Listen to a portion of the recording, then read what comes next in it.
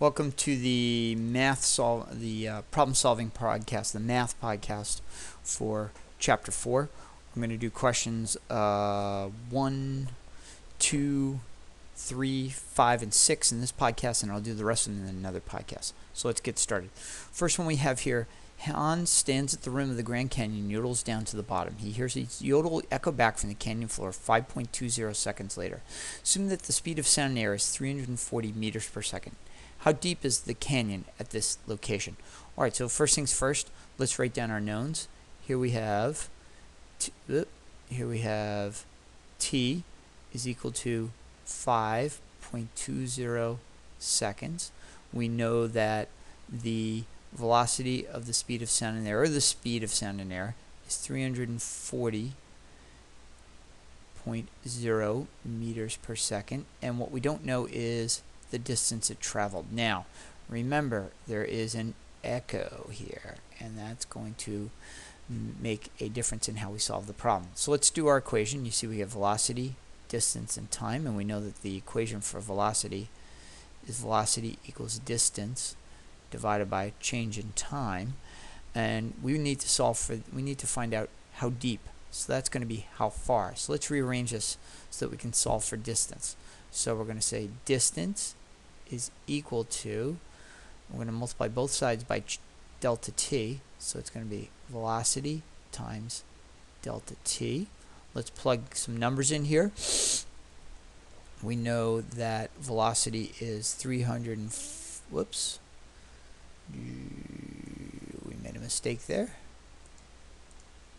We know that velocity, that should be distance, is equal to, that's a d, is equal to velocity of 340 meters per second times our change in time is 5.20 seconds, and our seconds are going to cancel out, which will leave us just with meters, and we're trying to find how deep it is, so that's good.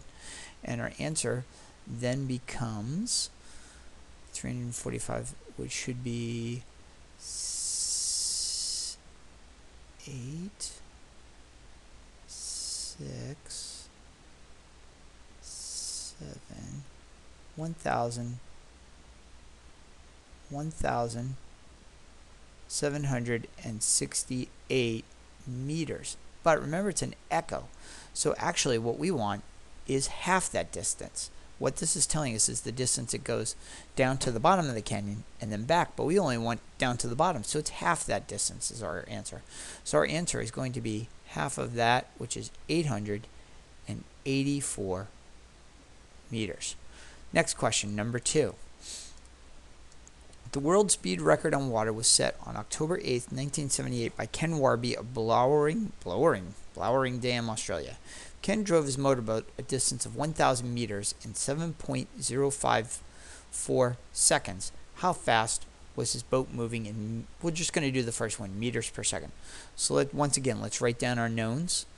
And we know he traveled the distance of 1,000 meters. We know that he did it in a time of 7.045 seconds, and we want to find out how fast was his boat going. So we need to find velocity. So we know our equation, velocity is equal to distance divided by time, and if we plug in here, we'll do it over here, we're going to plug in 1,000 meters, and we're going to divide by 7.045 seconds. And if you look, we have meters over seconds, and we're trying to find velocity, so it's meters per second. And if you do that math out, you end up with 141.9 meters per second. And that's our answer, which we'd write down here, 141.9 meters per second. Moving on to the next question. We're on to number 3. According to the World Flying Disc Federation, the world distance record for a flying disc throw in the men's 85 years and old category is held by Jack Roddick of Pennsylvania, who on July 13, 2007, at the age of 86, threw a flying disc for a distance of 54 meters. If the flying disc was flown horizontally with a speed of 13.0 meters per second, how long did the flying disc remain aloft? So, here's the deal. We're trying to find something different here. We're trying to find time. So let's once again write down our knowns. And what we do know here is we know that he threw it at a velocity of 13 meters per second. So our velocity is equal to 13.0 meters per second. We know that he flew for a distance of 54.0 meters, and we're trying to find the time it took to fly that distance. Now, once again, we're going to use velocity is equal to distance divided by time, but this time we're going to try to solve for t. So if you arrange all that around, you can move the t over here and the velocity over there, so time is also equal to your distance divided by the velocity that you traveled that distance at. So let's plug in. Our distance is going to be 54.0 meters, and our velocity is 13.0 meters per second. And if you notice, the meters both cancel out in this situation, so what you're left with is 1 over seconds, which is equal to seconds, and we're trying to find time, so that worked out. So our answer is going to be 4.15 seconds. 54.0 divided by 13.0 is going to give us 4.15 seconds. Moving on.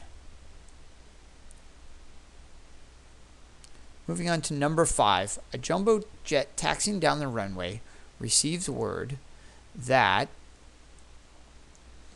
it must return to the gate to pick up an important passenger who was late to his connecting flight. The jet is traveling 45.0 meters per second when the pilot receives the message. What is the acceleration of the plane if it takes the pilot 5.0 seconds to bring the plane to a halt? Now, we know that the jet's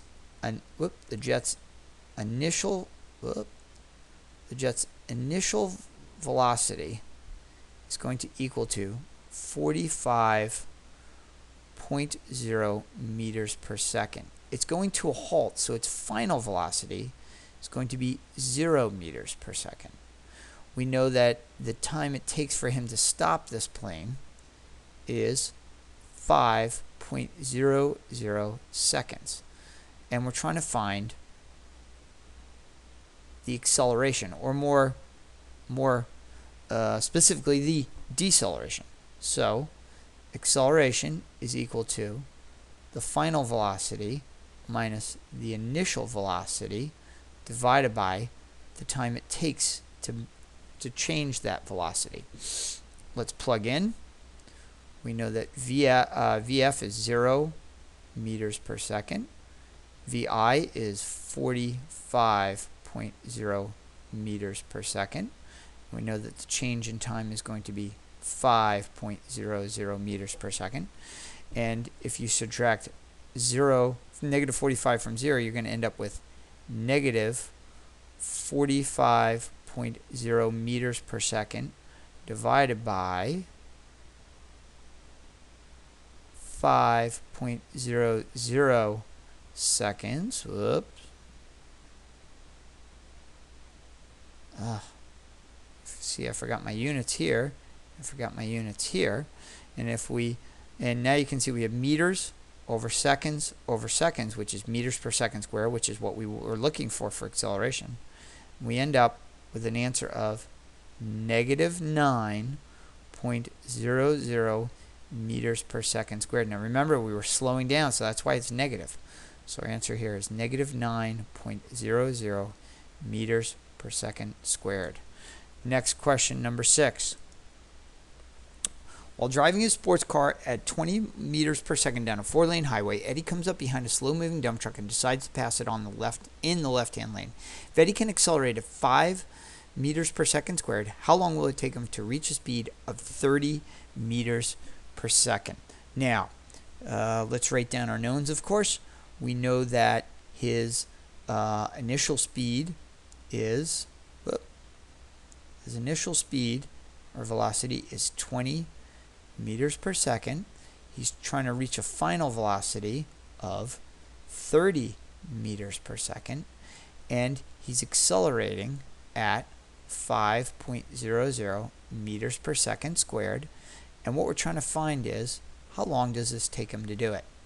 Our equation for acceleration, A is equal to VF minus VI over delta t.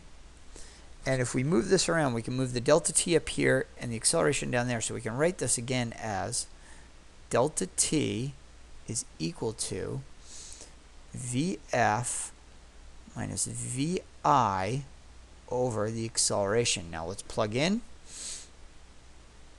We end up with 30 meters per second minus 20 meters per second. All that divided by 5 meters per second squared. And if you subtract 30 from 20, you're going to get 10 meters per second all over 5 meters per second squared. And if you look at, we start canceling things out. We can cancel out the meters. We can cancel out one of the seconds here and one of the seconds there. And now we have 1 over seconds, which is equal to seconds. And 10 divided by 2 is 10 divided by 5 is 2. So our answer then becomes 2 seconds.